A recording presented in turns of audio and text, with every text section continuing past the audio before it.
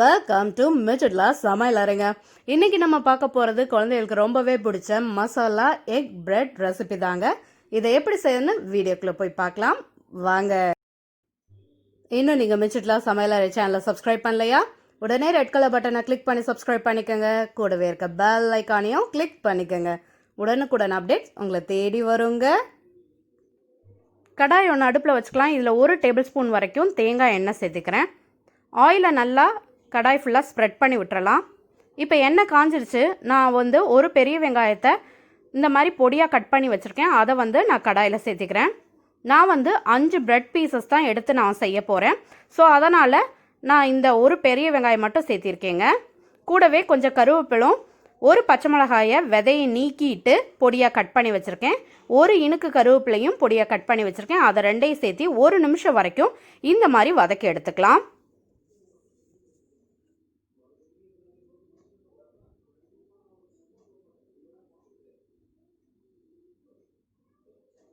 இப்போ ஓரளவுக்கு வதங்கிருச்சு. இந்த ஸ்டேஜில் ஒரு துண்டு இஞ்சி எடுத்து நல்லா நான் துருவி எடுத்துக்கிறேன். இப்போ இஞ்சி நல்லா துருவி எடுத்தாச்சு. இப்போ இதை நல்லா வதக்கி விட்டுறலாம். இதை ஒரு வதக்கு நல்லா வதக்கி விட்ட பிறகு இதுக்கு தேவையான தூள் எல்லாம் இந்த ஸ்டேஜில் நம்ம சேர்த்த ஆரம்பிக்கலாங்க. 1/2 டீஸ்பூன் மஞ்சள் தூள், 1/4 டீஸ்பூன் மிளகாய் தூள், 1/4 டீஸ்பூன் சோம்புத்தூள், 1/4 டீஸ்பூன் கரம் மசாலா தூள், 1/4 டீஸ்பூன் தூள் உப்பு. இப்போ இதெல்லாம் சேர்த்தன பிறகு ஒரு வதக்கு நல்லா இந்த மசாலாவோட பைண்ட் ஆகிற அளவுக்கு வெங்காயம் நல்லா வதக்கி விட்டுருங்க. ஒரு நிமிஷம் வரைக்கும் நல்லா வதக்கிட்டிங்கன்னா இதோட ரா ஸ்மெல்லும் கொஞ்சம் போயிடும். ப்ளஸ் வெங்காயத்தோட இது நல்லா பைண்டும் ஆயிரும். நீங்கள் பெரியவங்களுக்கு செய்யும்போது மிளகாத்தூளும் ஜாஸ்தியாக சேர்த்திக்கங்க. ப்ளஸ் கரம் மசாலாவும் ஜாஸ்தியாக சேர்த்திக்கங்க. அப்போ தான் டேஸ்ட் நல்லாயிருக்கும். இப்போ குழந்தைங்கிறதுனால நான் கொஞ்சம் மட்டும்தான் சேர்த்திருக்கேன். இதுவே குழந்தைகளுக்கு கரெக்டாக இருக்கும். ரொம்ப ஸ்பைசஸாக இருந்தால் குழந்தைங்கனால சாப்பிட முடியாது. அதனால தான் நான் அளவாக சேர்த்திருக்கேங்க. இப்போ இது ரெடி ஆயிடுச்சு. நம்ம அடுப்பு ஆஃப் பண்ணிவிட்டு ஆற விட்டுறலாம். ஒரு பவுலில் நான் 2 முட்டையை உடச்சி ஊற்றி வச்சுருக்கேன். இப்போ இது கூட 1/4 டீஸ்பூன் தூள் உப்பு சேர்த்திக்கிறேன். பிகாஸ் நம்ம மசாலாலையும் கொஞ்சம் சேர்த்திருக்கோம். அதனால் முட்டைக்கு அளவாக மட்டும் சேர்த்திருக்கேன். சேர்த்திட்டு ஒரு விஸ்க் வச்சு நல்லா கலந்து விட்டுறேன். இதை விஸ்க் வச்சு தான் கலக்கணும்னு அவசியம் இல்லை. ஃபோர்க் இருந்தால் கூட நல்லா இந்த 2 முட்டையும் கலந்து விட்டுருங்க.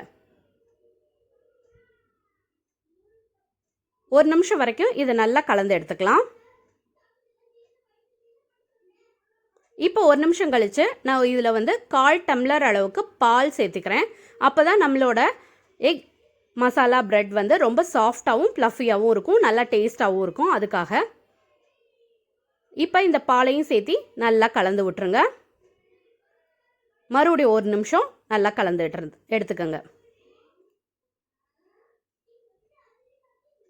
இப்போ இதை நல்லா கலந்து விட்ட பிறகு நம்ம வதக்கி வச்சுருக்க மசாலா இருக்கு இல்லையா, அந்த ஆனியன் மசாலா, அதை மட்டும் நம்ம இதில் சேர்த்திக்க போகிறோம். இது கூட எக்ஸ்ட்ரா எதுவும் இல்லை.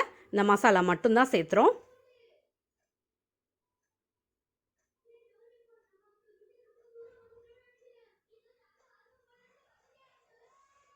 இப்போ இதை சேர்த்திட்டு இதை நல்லா கலந்து விட்டுறலாம். இப்போ இந்த மசாலாவை முட்டையில் நல்லா இந்த விஸ்க் வச்சே நான் கலந்து விட்டுறேங்க. நல்லா கலந்து விட்ட பிறகு இப்போ இந்த விஸ்க் எடுத்து வச்சிடலாம். அடுத்து நம்ம அடுப்பில் ஒரு தோசைக்கல்லை வச்சுக்கலாம். இதில் நல்லா நான் ஆயிலை ஸ்ப்ரெட் பண்ணி விட்டுறேன். நல்லா ஃபுல்லாக ஆயிலை ஸ்ப்ரெட் பண்ணி விட்டோம்னா அடுத்து லைட்டாக மட்டும் நம்ம ஊற்றினா போதும் ஆயிலு. இப்போ பிரெட் பீசஸ் எடுத்து நல்லா நம்ம செஞ்சு வச்சுருக்கிற அந்த மசாலா எக்கு இதில் டிப் பண்ணிவிட்டு நான் இந்த கல்லை எடுத்து வச்சிட்றேன். இப்போ இதே மாதிரி இன்னொரு ப்ரெட்டையும் சேர்த்திக்கலாம். இந்த எக்கில் டிப் பண்ணிவிட்டு நான் சேர்த்திக்கிறேன். சேர்த்தின பிறகு நம்ம என்ன பண்ண போகிறோம்னா ஒவ்வொரு ப்ரெட்டு மேலேயும் நம்ம வெங்காயம் எல்லாம் மசாலா கலந்து வச்சுருக்கோம் இல்லையா, இப்படி டிப் பண்ணும்போது அது ஸ்ப்ரெட் ஆகாது. ஸோ நம்ம ஸ்பூனில் எடுத்து ஒவ்வொரு ப்ரெட்டு மேலேயும் இந்த மாதிரி ஊற்றிக்கலாம்.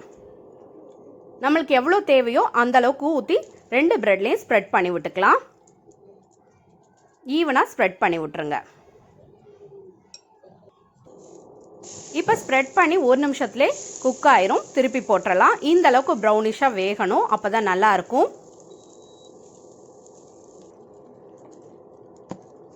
ஒரு நிமிஷத்துலேயே மறுபடியும் திருப்பி போட்டிங்கன்னா நம்மளோட மசாலா எக் பிரெட் வந்து சூடாகவும் சுவையாகவும் ரெடி ஆயிடுச்சு. நம்ம இந்த சூடாகவும் வந்து சர்வ் பண்ணலாம். இப்போ நான் பிளேட்டுக்கும் ட்ரான்ஸ்ஃபர் பண்ணிட்டேன்.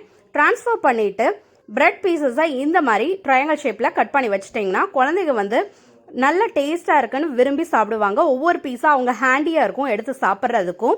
அது மட்டும் இல்லாமல் இது மார்னிங் பிரேக்ஃபாஸ்ட்டாகவும் கொடுக்கலாம், இல்லை ஈவினிங் ஸ்நாக்ஸாகவும் கொடுக்கலாம். வயிறு ரொம்பவே ஃபில் ஆயிரும். இது வந்து நீங்கள் ட்ரை பண்ணி பாருங்கள். ட்ரை பண்ணி பார்த்துட்டு எப்படி வந்துச்சுங்கிறத எனக்கு மறந்துடாமல் கமெண்ட் செக்ஷனில் கமெண்ட் பண்ணுங்கள். இந்த வீடியோ உங்களுக்கு பிடிச்சிருந்தா என் வீடியோவை லைக் பண்ணுங்கள், ஷேர் பண்ணுங்கள், கமெண்ட் பண்ணுங்கள். என் சேனலுக்கு நீங்கள் புதுசாக இருந்தால் என் சேனலை சப்ஸ்கிரைப் பண்ணிக்கோங்க. கூடவே இருக்க பெல் ஐக்கானை மறந்துடாமல் கிளிக் பண்ணிக்கோங்க. இன்னொரு வீடியோவில் பார்க்கலாங்க. Until I meet, it's signing off from Mitchitla. Thank you. Bye.